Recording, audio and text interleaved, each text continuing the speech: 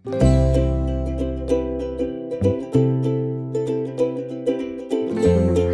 Hello ನಮಸ್ತೆ welcome to ಗೊಂಬೆ ಲೋಕ.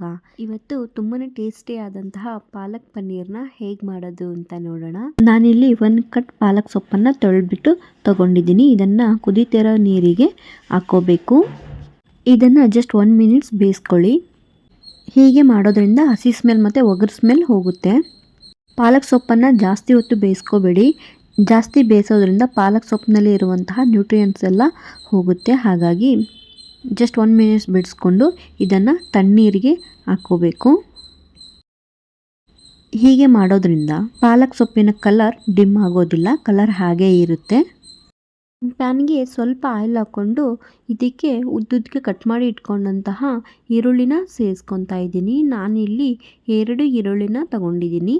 ಈರುಳ್ಳಿನ ಸ್ವಲ್ಪ ಫ್ರೈ ಮಾಡಿಕೊಂಡು ಇದಕ್ಕೆ ಖಾರಕ್ಕೆ ಅನುಗುಣವಾಗಿ ಹಸಿಮೆಣಸಿನಕಾಯಿನ ಸೇರಿಸ್ಕೋಬೇಕು.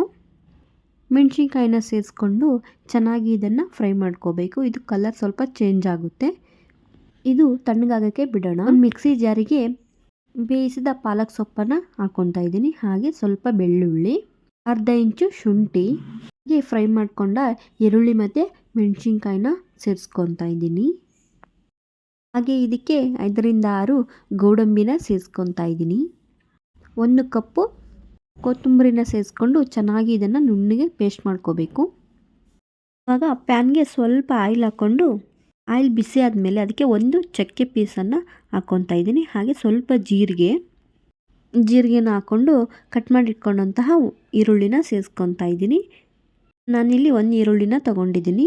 ಈರುಳ್ಳಿನ ಫ್ರೈ ಮಾಡಿಕೊಂಡು ಇದಕ್ಕೆ ಕಟ್ ಮಾಡಿ ಇಟ್ಕೊಂಡಂತಹ ಟೊಮೊಟೊನ ಸೇರಿಸ್ಕೊತಾ ಇದ್ದೀನಿ. ನಾನಿಲ್ಲಿ 1 ದೊಡ್ಡ ಸೈಜ್ ಟೊಮೊಟೊನ ತಗೊಂಡಿದ್ದೀನಿ. ಟೊಮೊಟೊ ಚೆನ್ನಾಗಿ ಸಾಫ್ಟ್ ಆಗೋವರೆಗೂ ಇದನ್ನು ಫ್ರೈ ಮಾಡ್ಕೋಬೇಕು. ಇವಾಗ ಇದಕ್ಕೆ ರುಬ್ಬಿ ಎತ್ತಿಟ್ಕೊಂಡಂತಹ ಮಸಾಲೆನ ಸೇರಿಸ್ಕೊತಾ ಇದ್ದೀನಿ.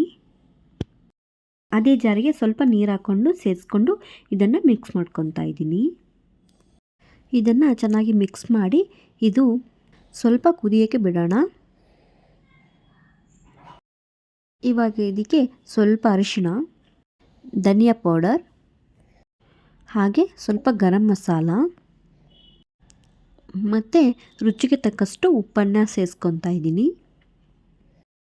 ಇವಾಗ ಇದನ್ನು ಚೆನ್ನಾಗಿ ಒಂದ್ಸರಿ ಮಿಕ್ಸ್ ಮಾಡ್ಕೋಬೇಕು. ಇದಕ್ಕೆ ಸ್ವಲ್ಪ ಕಸೂರಿ ಮೆಂತ್ಯನ ಸೇರಿಸ್ಕೊತಾ ಇದ್ದೀನಿ. ಕಸೂರಿ ಮೆಂತ್ಯ ಸೇರಿಸೋದ್ರಿಂದ ಫ್ಲೇವರ್ ತುಂಬಾ ಚೆನ್ನಾಗಿರುತ್ತೆ, ಹಾಗೆ ಟೇಸ್ಟ್ ಕೂಡ ತುಂಬಾ ಚೆನ್ನಾಗಿರುತ್ತೆ.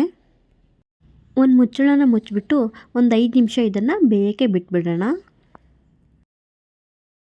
ಇವಾಗ ಇದು ಬೆಂದಿದೆ, ಸೈಡಲ್ಲೇ ಆಯಿಲ್ ಕೂಡ ಬಿಟ್ಕೊಂಡಿದೆ. ಇವಾಗ ಕಟ್ ಮಾಡಿ ಇಟ್ಕೊಂಡಂತಹ ಪನ್ನೀರನ್ನು ಸೇರಿಸ್ಕೊತಾ ಇದ್ದೀನಿ. ಪನ್ನೀರನ್ನು ನೀವು ಆಯಿಲಲ್ಲಿ ಫ್ರೈ ಮಾಡಿ ಕೂಡ ಹಾಕ್ಕೋಬೋದು. ನಾನಿಲ್ಲಿ ಹಾಗೆ ಹಾಕ್ಕೊತಾ ಇದ್ದೀನಿ. ಪನ್ನೀರನ್ನು ಸೇರಿಸಿದ ಮೇಲೆ ಒಂದು ಸರಿ ಮಿಕ್ಸ್ ಮಾಡಿಕೊಂಡು ಇದನ್ನು ಒಂದು ಕುದಿ ಕುದಿಸ್ಕೋಬೇಕು. ಲಾಸ್ಟಿಗೆ ಇದಕ್ಕೆ ಫ್ರೆಶ್ ಕ್ರೀಮನ್ನು ಸೇರಿಸ್ಕೊತಾ ಇದ್ದೀನಿ.